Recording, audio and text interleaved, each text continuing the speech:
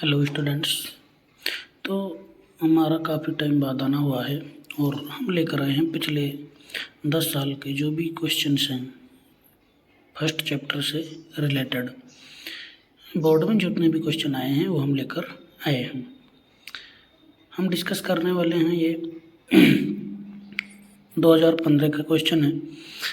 2015 का जो RBC board में जो क्वेश्चन आया है, अंतरकाशीय यौगिक क्या है, उदाहरण सहित समझाइए। ये क्वेश्चन आया था फर्स्ट चैप्टर में से, जो सॉलिड स्टेट वाला चैप्टर है उस चैप्टर में से ये क्वेश्चन आया था 2015 में, यानी कि 2015 में ये क्वेश्चन आया था।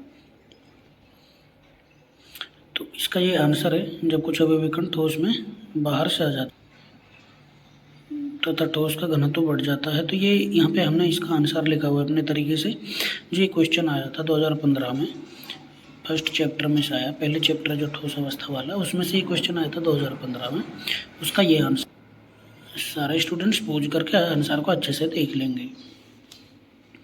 हम नेक्स्ट मूव करते हैं 2016 की तरफ। 2016 में ये क्वेश्चन आया था, आध घने एक कोष्टिका में एक परमाणु या कण या जो भी हो का वास्तव में एक विशिष्ट एक कोष्टिका में कितना भाग संबंधित होता है।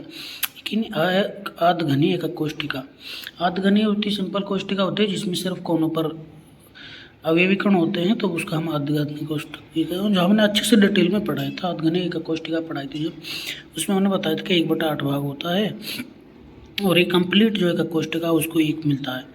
तो इसमें हमने आंसर को अच्छे से मेंशन किया है, आप इसमें पूछ करके पढ़ लेंगे। अगर कोई प्रॉब्लम आती है तो हमें कमेंट करके बताएं।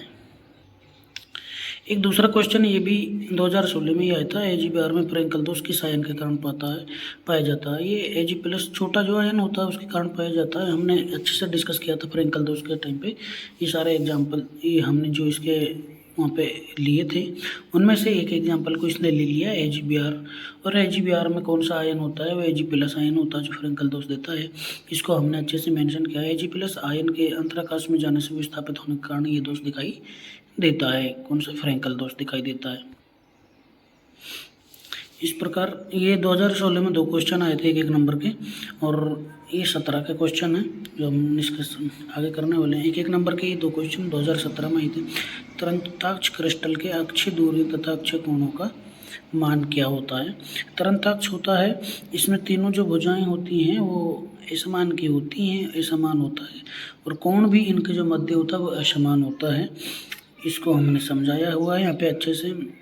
उस साथ में ये कोण को भी हमने बताया हुआ कि कोई भी 90 डिग्री का नहीं होता है तरंताक्ष में। जो तरंताक्ष का कोष्टिका होती है उसके अंदर कोई भी समकोण नहीं होता है। ये तो पहला क्वेश्चन था 2017 में आया था।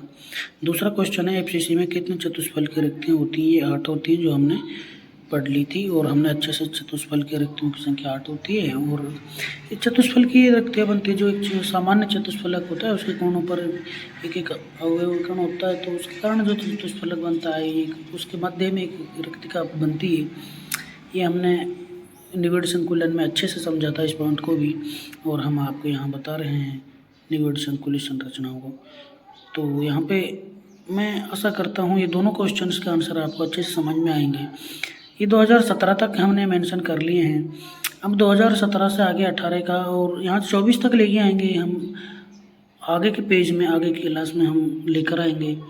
और अगर कोई प्रॉब्लम होती है तो आप हमें ज़रूर बताएं कमेंट